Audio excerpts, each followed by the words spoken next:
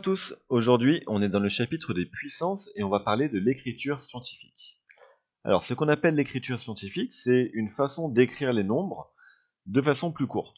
En fait, avec les progrès de la science, on arrive à manipuler des nombres très très grands et des nombres très très petits, comme le nombre qui est écrit ici, qui est en fait une année-lumière. Donc c'est une distance, c'est la distance que parcourt la lumière en un an. Ce nombre-là, vous voyez bien qu'il est compliqué à écrire, c'est assez pénible. Eh bien, on peut également l'écrire sous la forme 9,46 fois 10 puissance 12. Donc c'est quand même plus court à écrire, et ça va rendre notamment la comparaison avec d'autres nombres plus simple.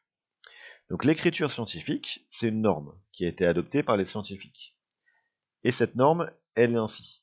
Il faut que le nombre soit de la forme A fois 10 puissance n.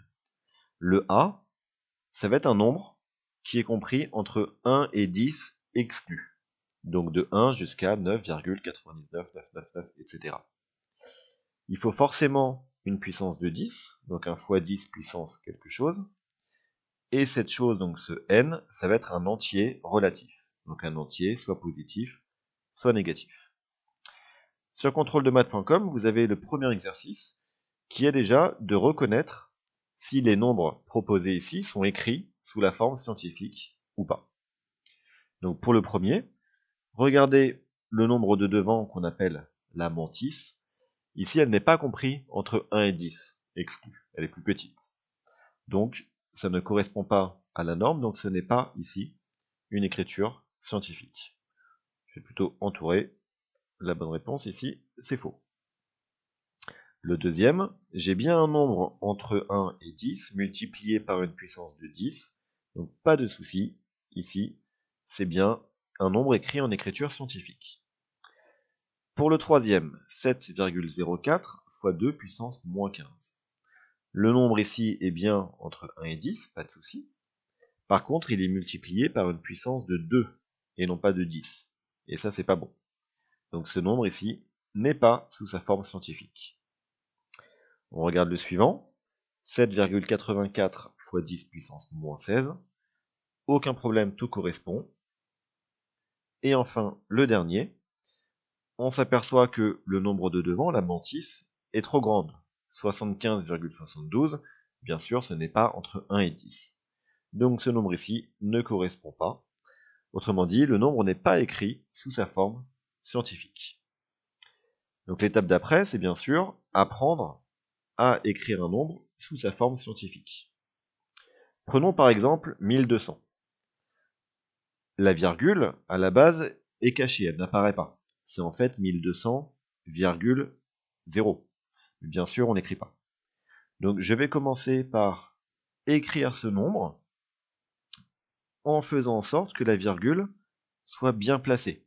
C'est-à-dire, il faut que le nombre formé soit entre 1 et 10, exclu. Donc là, ça revient à déplacer la virgule et à la mettre entre le 1 et le 2. Donc ça me donne 1,2. Et je vais multiplier par une puissance de 10. Pour connaître l'exposant, je vais compter le nombre de crans de décalage de la virgule. Elle est passée à droite du 0 ici, et elle a fait 1 cran, 2 crans, 3 crans. 3 crans, du coup je multiplie par 10 puissance 3. On essaye avec le suivant, 81 000. Donc j'écris le nombre de façon à faire apparaître un nombre entre 1 et 10, donc 8,1 fois 10 puissance, et je compte le nombre de crans de décalage de la virgule, qui à la base était caché ici. Donc je l'ai décalé une fois, deux fois, trois fois, 4 fois. Donc je vais multiplier par 10 puissance 4. Pour les nombres petits, c'est-à-dire proches de 0, ça va être le même principe. Ici, je vais réécrire ce nombre en faisant apparaître un nombre entre 1 et 10. Ici, ça va être 4,5. Et je vais compter encore une fois le nombre de décalage de la virgule, qui ici était apparente, elle est là.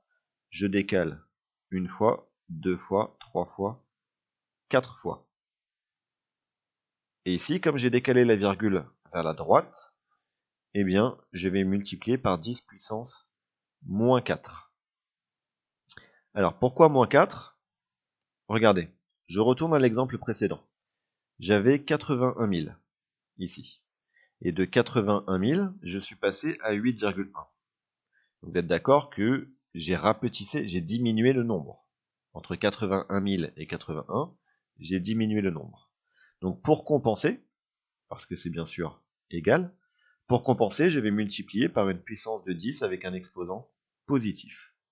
Donc si je diminue mon nombre, je multiplie par une grande puissance de 10 pour compenser. Et dans l'exemple qu'on vient de faire, c'est l'inverse. Je suis passé de 0,0 quelque chose à 4,5. Donc là, j'ai augmenté mon nombre. Donc pour compenser, je vais multiplier par une petite puissance de 10, donc avec un exposant négatif. Enfin, le cas le plus dur que vous pouvez avoir, c'est quand vous avez déjà une écriture en puissance de 10. Comme ici, 320,6 fois 10 puissance 4. Alors l'écriture de la mantis ne pose pas trop de problèmes. Ça sera 3,206. Donc on ne va pas perdre des chiffres en cours de route, hein, bien évidemment. Fois 10 puissance. Et encore une fois, je vais compter le nombre de décalages de la virgule. Elle était ici, j'ai fait un décalage, 2 décalages.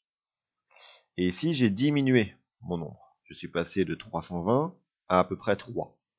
Donc pour compenser cette diminution, je vais augmenter l'exposant. L'exposant était de 4, j'ai fait un décalage de 2, donc j'augmente 4 de 2, et j'obtiens 10 puissance 6. Dernier exemple, 0,073 fois 10 puissance moins 3. Je commence par écrire la mantis, qui va être 7,3.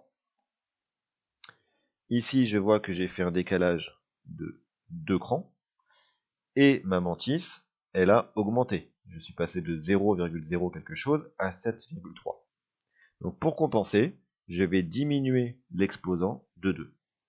Et quand je diminue moins 3 de 2, j'obtiens moins 5. Et donc voilà l'écriture scientifique de ce nombre. Et voilà. Si tu penses avoir compris, alors abonne-toi à ma chaîne et viens vite sur contrôledemaths.com. Tu y trouveras toutes mes vidéos, des cours et des exercices aléatoires corrigés. À bientôt.